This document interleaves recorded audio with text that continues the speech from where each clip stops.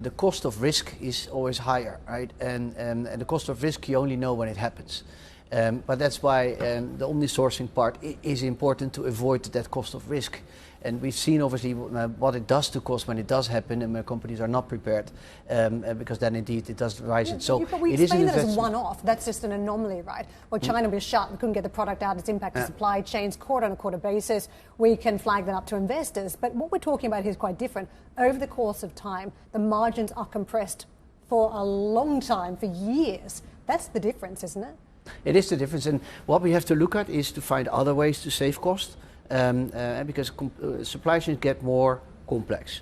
But it means that when you look at the whole digitalization trend, that's an opportunity to save cost, because the more we digitalize supply chains, the more visibility we have, and the better we can plan supply chains, and on that basis make sure that where on the one hand we get more complexity which can drive cost up, on the other hand by having more visibility and more use of AI, more forecasting, we can actually drive cost down, and on that basis try to optimize it. Because the other cost driver is obviously the whole sustainability agenda, which is a similar story as well.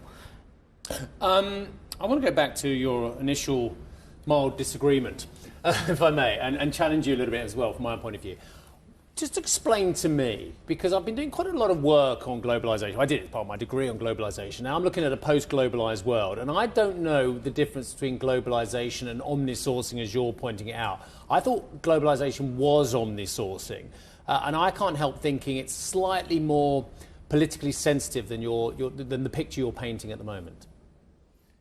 It could be more political sensitive, but the facts remain the same. That when we look at, you call it globalization, we would call it global trade. When you look at the actual numbers, the global trade is still there and it's still happening. It is, and it does. But to your point, right? Yes, there is more complexity. I mean, it's in the news this morning as well, and it won't go away. That you will have to balance between the very regulation to make sure that the global trade keeps on moving. Because the interesting part is that the trend is there, that the end consumer still orders around the world, the whole global trade still happens. On the other hand, you do have the trends of complexity and regulation, and you have to manage both.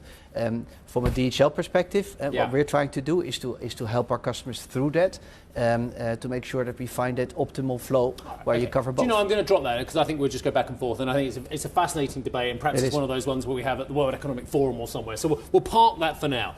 I want to talk purely about what's going on in China as well, because when I speak to Maersk, when I speak with Karen, to a lot of the global supply chains, such as yourself as well, I'm really worried that this recovery in China, this reopening in China, I'm worried that actually it's falling flat.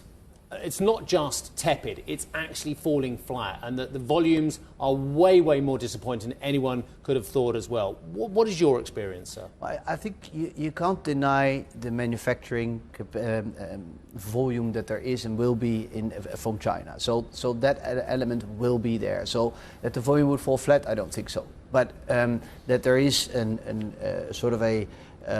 we need to see how fast it starts. It's a bit of a sort of a shivering engine while it's starting, and it's hard to read